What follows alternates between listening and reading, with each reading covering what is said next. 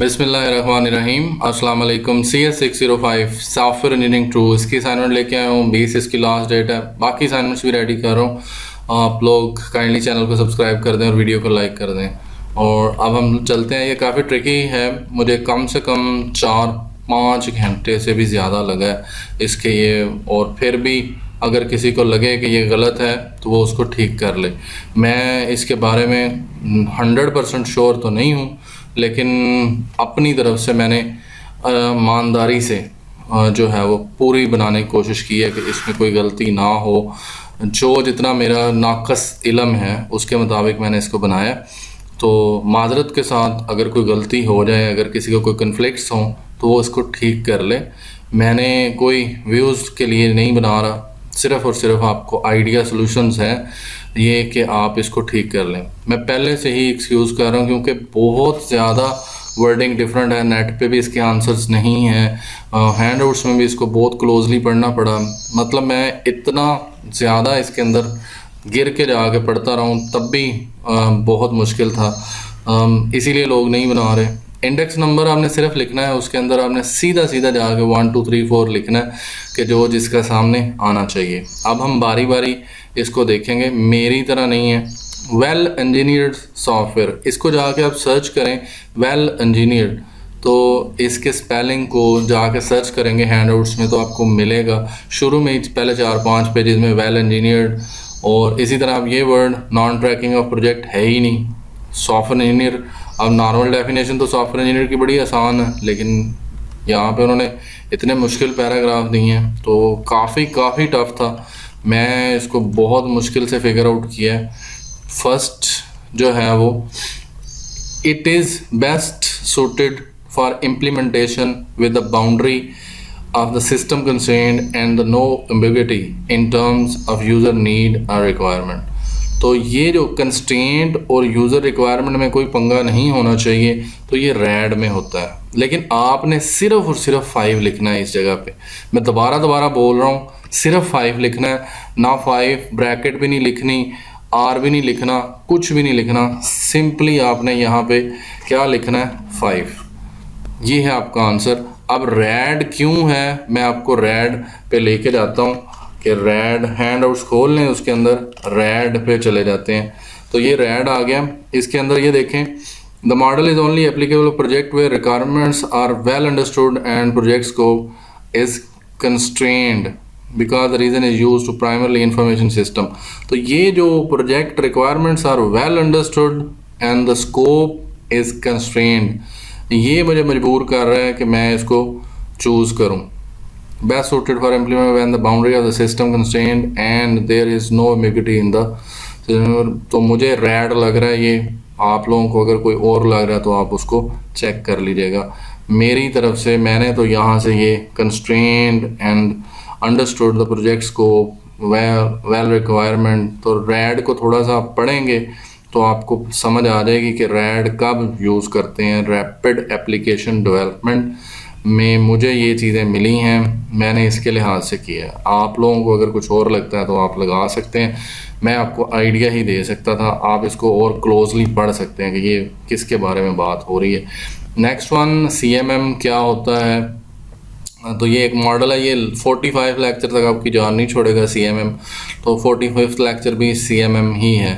Show the intent of the organization that is able and has the skill to perform a work in the high quality of software product। तो CMM जो है ये आप net पे search करेंगे कि ये एक मॉडल है जिसका मेन मकसद है सॉफ्टवेयर को, प्रोजेक्ट को हाई क्वालिटी बनाना। तो मेरे ख्याल से ये CMM यानी 4 नंबर है। अगर आप ऊपर जाके देखें, अगर मैं गलत नहीं हूँ तो ये नंबर 4, ये कैपेबिलिटी मैच्योरिटी मॉडल, आपने सिर्फ 4 लिखना है। मैं आपको बार बार इसकी तरफ लेके जा रहा हूँ। आप गलत, आपने कुछ और लेटर लिखा तो आपको 0 मार्क्स मिलेंगे, ये लिखा हुआ है। तो नेक्स्ट वन है, the ultimate goal is the resulting system should possess a higher software quality of the cost utilization, minimize possible resources। तो एक सॉफ्टवेयर इंजीनियर ने जो है वो क्या करना होता है, उसको अगर हम जाके पढ़ें तो ये तीनों चीज़ें आप देख लें कि उस higher quality, cost utilization minimum और पॉसिबल रिसोर्सेज यूज़ होने चाहिए। तो इसको जाके अगर मैं इधर देखता हूँ सॉफ्टवेयर इंजीनियर को, तो ये कोई 1600 जगह पे सॉफ्टवेयर इंजीनियर है, लेकिन मुझे जो चाहिए वो मैं पेज नंबर 1 से शुरू करूँगा और वहाँ से सॉफ्टवेयर इंजीनियर को ढूंढते हैं। तो सॉफ्टवेयर इंजीनियर अभी आ जाता है जी, आप लोग देखिएगा सॉफ्टवेयर इंजीनियर। ये the major challenges of the software engineer, तो यहाँ पे इसके ये software engineer required analyze and conflicting entities, try to strike the balance. Software engineer always conflict challenge, make a good balanced things. और यहाँ पे वो एक जगह पे सॉफ्टवेयर इंजीनियरिंग के बारे में बात करता है कि सॉफ्टवेयर इंजीनियर जो है उसका मेन मकसद cost and efficiency, cost and, तो इन चीज़ों को उसने क्या करना, try to strike the balance, efficiency, user interface, reliability, तो इनके बारे में वो बात कर रहा है। तो यहाँ से मुझे लग रहा है कि ये जो है वो इसके बारे में बात हो रही है, सॉफ्टवेयर इंजीनियर के बारे में बात हो रही है। मतलब ये कि आप लोग इमेजिन करें कि इतनी नैरो डिफरेंसेस हैं कि आप the ultimate goal of that resulting system should possess high quality। तो ये किसकी वजह से है कि जो सॉफ्टवेयर इंजीनियर ही हो सकता है। Can use the project manager not to able to implement what was supposed and decided initially। तो उन शुरू में प्रोजेक्ट मैनेजर ने कुछ और किया था और जो कि नहीं हुआ, तो no tracking of the project में फिर इस तरह का होता है कि can cause the project manager not to able to implement what was suppose and decided initially. तो फिर जब कोई चीज़ प्रॉपरली इम्प्लीमेंट नहीं की तो वो नॉन ट्रैकिंग ऑफ प्रोजेक्ट पे चली जाएगी ना, कि आपने शुरू में कुछ और किया था और वो बिगड़ बुगड़ के कहीं और पहुंच गया। तो नॉन ट्रैकिंग होने की वजह से ही ऐसा है। तो आप इसको 7 कॉजेज ऑफ प्रोजेक्ट मैनेजर या फेलुअर ऑफ प्रोजेक्ट मैनेजर उसमें जाके देख सकते हैं, यहाँ लिखा हुआ है फेलुअर ऑफ, तो आप उसके अंदर इसके जाके पढ़ सकते हैं, उसमें से काफ़ी कुछ उसने दिया हुआ है। फेलुअर ऑफ, तो प्रोजेक्ट मैनेजर कंसर्न्स, तो project management, why project fail, तो इसके अंदर यहाँ पे इसके बारे में बात हुई है कि ये जो delivery deadline influence the resource and quality with realistic deadlines. तो यहाँ पे कोई इस तरह का डिफरेंसेस आप लोग इसको देख सकते हैं। मैं जान नहीं छुड़ा रहा, मैंने पढ़ा है और आप इसको वेरीफाई कर लें। कैन कॉज, क्योंकि बहुत स्लाइड डिफरेंसेस हैं। नेक्स्ट वन है well engineered software, it is based on a set of software quality attribute to whom the resulting software must show conforms in well balanced manner with no minimum conflicts। तो आप इसको जाके इसी तरह ही search कर सकते हैं well engineered, तो आपको वहाँ पे पता चलेगा कि वो एक्ट ऑफ बैलेंस और उसके बारे में बात हुई है। तो ये चीज़ आपको यहाँ पे well engineered, तो ये नहीं मिलेगा आपको, यहाँ well engineered सॉफ्टवेयर है, तो इंजीनियर्ड लिख दिया उन्होंने। तो वेल इंजीनियर्ड कौन सा होता है, जिसमें यहाँ पे मैंने एक फ़िक्रा पढ़ा था, well engineered software the one that confirm all the characteristics. तो ये कन्फर्म्स एंड देन, तो वो सारी कैरेक्टरिस्टिक्स को कुछ वर्ड कुछ ना कुछ इशारा मिल रहा है इसके बारे में यहाँ से, तो वो आप उसको वेरीफाई कर सकते हैं। तो मैं तो यहाँ काफ़ी कंफ्यूज रहा हूँ कि यहाँ पता नहीं सॉफ्टवेयर इंजीनियर आना है या वेल सॉफ्ट। तो at the end of the day मतलब एक सॉफ्टवेयर क्वालिटी एट्रीब्यूट्स मुझे ये लगा। उसके बाद नेक्स्ट वन है CD control decentralize, it impose limiting interaction among the resource of team and with the dependency on the specific team member for problem solving. It encourages the healthy interaction with the team participant to solve. तो अब आपको CD के बारे में पता होना चाहिए, control decentralize, ये चीज़ जो है वो आपको यहाँ पे कंट्रोल डिसेंट्रलाइज, ये देखिएगा there is define a leader, मतलब एक स्पेसिफिक बंदे पे how problem solving remain group activity, थोड़ी सी उन्होंने ग्रुप एक्टिविटी की बात की, and communication among sub groups and individual horizontally. तो लिटिल बिट कम्युनिकेशन या हेल्दी कम्युनिकेशन के बारे में इशारा मिल रहा है, तो मेरा इशारा फिर उधर ही जा रहा है। Limiting interaction, limited the resource of the team along with the dependency in the specific team member for problem solving. तो ये यहाँ पे बात हो रही है इसके बारे में, the problem solving remain the group activity. तो ये चीज़ आपको यहाँ से आइडिया हो जाएगा कि ये किसके बारे में बात हो रही है, कंट्रोल डिसेंट्रलाइज्ड. तो ये आपको कुछ ना कुछ इसकी तरफ इशारा कर रहा है. तो अदरवाइज़ आप कुछ और भी देख सकते हैं. एक को छेड़ेंगे दूसरा गले पड़ जाएगा, क्योंकि ये ऑप्शन एक दूसरे के साथ इंटरलिंक हैं. नेक्स्ट वन सिंक्रोनस पैराडम है, तो इसको चेक करते हैं सिंक्रोनस पैराडम और फिर उस पे आ जाते हैं. ये देखें, ये आ गया जी synchronous 32 page. Rely on the neutral compartmentalization of a problem. तो ये मतलब डिवाइड करना है उसको. Team work to piece of work with little active communication.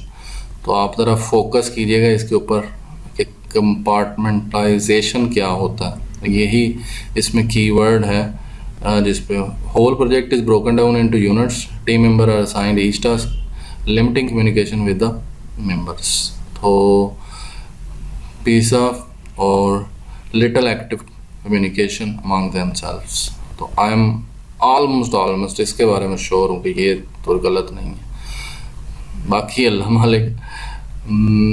दूसरा जी next one rapid prototyping model. Rapid prototyping model the only purpose of capture user need quick manner with the inactive interaction client requirement. तो ये तकरीबन rapid जो prototyping model है ये capture the user needs. मेरा ख्याल है मैंने यहाँ से कुछ कैप्चर यूज़र नीड्स के बारे में कुछ पढ़ा था, तो वो आपको ले जाएगा उसके ऊपर कैप्चर यूज़र नीड्स.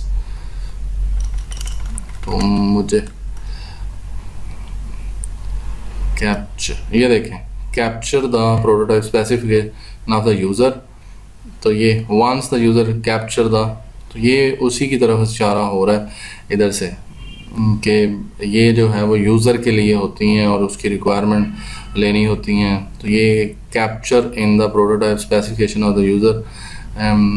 ये चीज़ ये देखें कहाँ पे वो कैप्चर्ड का वर्ड आया है, rapid prototyping model.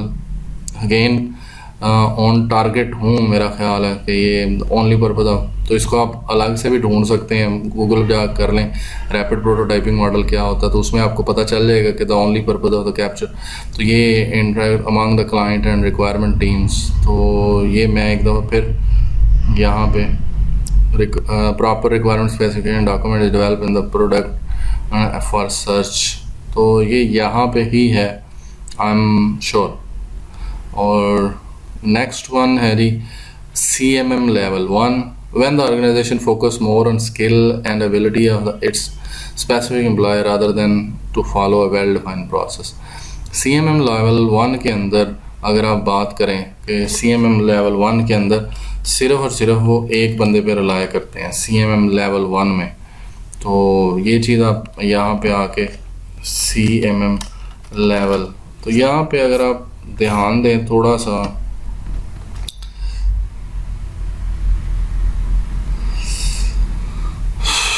CMM level 1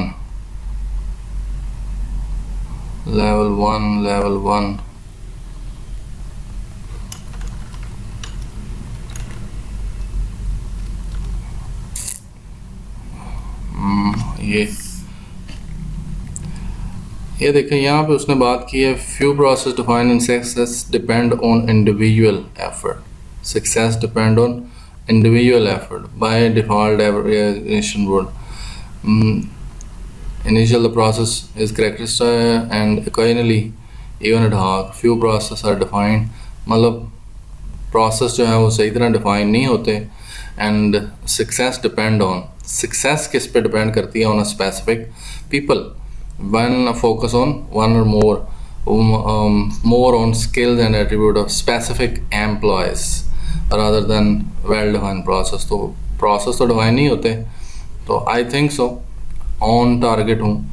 next one unrealistic deadline. ये खैर से हैंडआउट्स में था, ये भी उसी प्रोजेक्ट को तबाह करने वालों में से एक है. अनरियलिस्टिक डेडलाइन जो है So the project manager has to first determine the realistic and reasonable जो है वो इसके अंदर unrealistic. An unrealistic deadline could enforce the management and client or could due to error estimation. Quality पे फ़र्क आ जाएगा, मैनेजमेंट का भी सिर ले जाएगी, क्लाइंट का भी, and project can be an disaster. तो adverse impact on quality, client and management could directly involve in. तो आई एम ऑन टारगेट के यहाँ पे खुदा का वास्ता है 6 लिखना है या 7 या 8 9, कोई और लेटर नहीं लिखना. 10 1 आपने एक दफ़ा फिर खुद से सर्च कर लेनी है, इसको पढ़ लेना है. मैंने आपको सिर्फ आइडिया सोल्यूशन दी है, मैं इसमें इन्वॉल्व नहीं होना चाहता था, लेकिन मैंने पूरी तरह पूरी जान मार के ये आपको मेरी एफर्ट और मेरी वर्डिंग पढ़ने की सारी समझ आ गई होगी कि मैंने कितनी मेहनत की है इसके ऊपर. आपने तो लिखनी है गिनती सीधी सीधी कि जी 9 8 7 6 परे करो, तो लेकिन मेरी पीछे पूरी मेहनत है, आप लोग इमेजिन भी नहीं कर सकते. आई होप सो आपको अगर वीडियो पसंद आई है, मेरी एफर्ट पसंद आई है, तो चैनल को लाइक करें, वीडियो को शेयर करें, और लाजमी, क्योंकि बैकग्राउंड पे सिर्फ एक ही बंदा करेक्ट बना रहा है और वो आपको पता है कौन है, मैं ही हूँ, और अल्लाह ने मुझे हिम्मत दी हुई है. Thank you, thanks for watching.